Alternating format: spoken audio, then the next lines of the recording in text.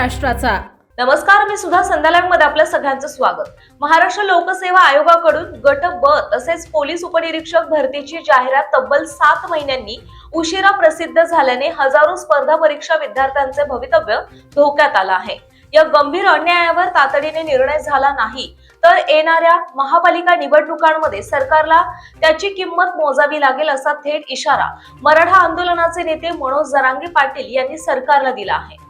शुक्रवारी 2 तारखेला भिडेपूल परिसरात स्पर्धा परीक्षा विद्यार्थ्यांचे आंदोलन सुरू होते। या आंदोलनास जरांगे पाटील यांनी भेट देत पाठिंबा दर्शवत सरकारच्या निष्क्रियतेवर जोरदार हल्लाबोल केला।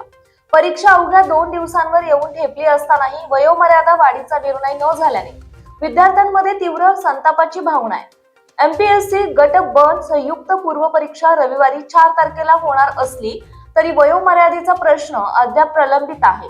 या संदर्भात जरांगे पाटील म्हणाले, स्पर्धा परीक्षेची तयारी ही वर्षानुवर्षांची मेहनत असते। 5-5 वर्ष अभ्यास करून सरकारच्या चुकीमुळे संधी गमावणे हा सरळ अन्याय आहे। एमपीएससी आणि यूपीएससी सारख्या परीक्षा सोप्या नसतात। विद्यार्थ्यांना मुद्दाम अडचणीत आणलं जाते।